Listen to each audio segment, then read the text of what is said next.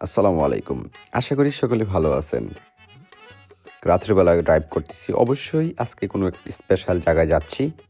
আর রাতের বেলা ড্রাইভ করাটা কতটুকু রিস্ক এটা তো বুঝে নেই। যে অপোজিটে যে গাড়িগুলা থাকে আর এর মধ্যে অলিপুরের তো জ্যাম এটা কমন একটা বিষয়। সন্ধ্যার পর একটা জ্যাম থাকে। এতটা জ্যাম থাকে এইখানে আমার ০.৫ ঘন্টা ১ ঘন্টা টাইম নষ্ট করে ফেলছে। তো অনেক কষ্টের পর হবিগঞ্জের রুটে ঢুকলাম। তো এখানে দেখা যাচ্ছে যে লাইটিং দেখতে পাচ্ছেন যে অলরেডি অনেকটা আলোকিত করে রাখছি যে অনেক সুন্দর জাঁকানাকা যে লাইটগুলা বাতিগুলা দেখতেছেন আসলে আমি এইখানে আসছি। এইটাই হচ্ছে মূলত বাহুলগড় রেস্টুরেন্ট।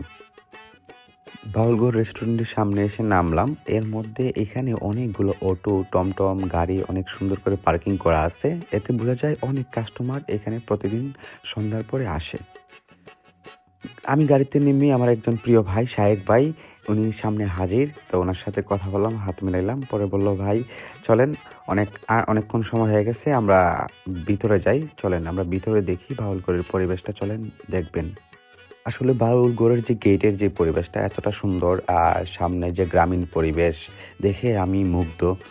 তারপরে এখানে যে বাহিরে একটা ওপেন প্লেস রাখা হয়েছে যে টেবিলগুলা চেয়ারগুলা রাখা হয়েছে এখানে আড্ডা দেওয়ার জন্য বা কফি বা যে কোনো কিছু নাস্তা করার জন্য এখানে ফ্যামিলি নিয়ে আসলে একটা বেস্ট একটা প্লেস আমার দেখা মতে গ্রামীণ পরিবেশে এরকম একটা রেস্টুরেন্ট আসলে যে চতুর্দিকে আমি ঘুরে ঘুরে দেখতেছি মানে এতটা সুন্দর লাগছে আসলে ভাষায় বোঝানো যাবে না যে এতটা সুন্দর একটা মুগ্ধকর পরিবেশ এই বাউলগড় রেস্টুরেন্ট। দেখেন লেখা আছে ফুচকাওয়ালা। এখানে যারা ফুচকা প্রেমিক আছেন, যারা ফুচকা খেতে পছন্দ করেন সন্ধ্যার পরে এখানে ফুচকার ব্যবস্থাও করা আছে। এটাও দেখে আমার কাছে ভালো লাগলো। এখানে লেখা আছে I love Habiganj. I love Habiganj আসলে মূলত লেখা হইছে কারণ এইখানে রেস্টুরেন্টে বিভিন্ন প্রান্তের থেকে বিভিন্ন শহর থেকে মানুষ আসে। এজন্য আমাদের হবিগঞ্জটাকে প্রেজেন্ট করার জন্য প্রিয় আশিক ভাই আই লাভ বাউলগড় না দিয়েও উনি আই লাভ হবিগঞ্জ দিয়েছেন। বাউলগড় কর্তৃপক্ষ এবং আশিক ভাইকে অসংখ্য ধন্যবাদ জানাই যে আমাদের হবিগঞ্জকে পুরো বিশ্বর কাছে এত সুন্দর করে প্রেজেন্ট করার জন্য। বাউলগড়ের আরেকটা জিনিস আমাকে মুগ্ধ করেছে যেটা হচ্ছে নামাজের ঘর, নামাজের স্থান।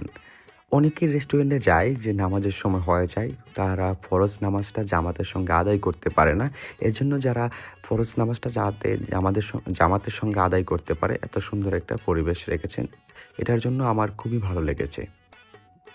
এগুলো দেখতে দেখতে এর মধ্যে আমাদের খাবার রেডি হয়ে গেছে। আমাদের খাবার ছিল হাঁসের মাংস এবং চালের রুটি, যেটা আমাদের ফ্যামিলির মধ্যে করা হয়। আগে এই জিনিসগুলো বাইরের রেস্টুরেন্টে কোথাও পাওয়া যেত না, এখন আশিক ভাই রেস্টুরেন্টে এগুলো অ্যাভেলেবল পাওয়া যায়।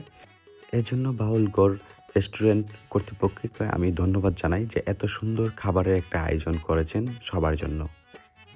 খাবার যখন আমি ফার্স্ট টেস্ট করি যে আসলে যে মার হাতের যে রান্নার যে খাবারের যে ফ্লেভারটা আমি এখানে অনুভব করি। এতটা স্বাদ, এতটা মজা ছিল যেটা আমি মানে বুঝাতে পারবো না আপনাদেরকে। এজন্য আপনাদেরকে রিকোয়েস্ট করব একবার হলেও বাউলগড়ের খাবার খেয়ে আসবেন।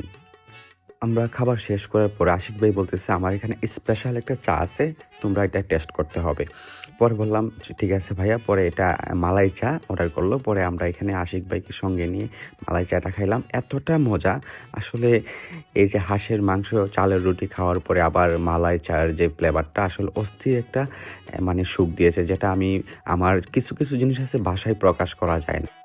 আশিক ভাই শুধু একজন সফল রেস্টুরেন্টের মালিক নন, তিনি অত্যন্ত ভদ্র, আন্তরিক এবং অতিথিপরায়ণ একজন মানুষ। উনার রেস্টুরেন্টের খাবার যেমন চমৎকার তেমনি তার ব্যবহারে মিশে আছে ভালোবাসা ও সম্মান। এমন আপ্যায়ন সত্যিই খুব কম মানুষই করে থাকেন। উনার মতো মানুষের প্রতি শ্রদ্ধা না জানিয়ে কোনো উপায় নেই। ধন্যবাদ, ভালো থাকবেন। নেক্সট আগামীকাল কোনো এক নতুন ব্লগে দেখা হবে। আল্লাহ হাফেজ।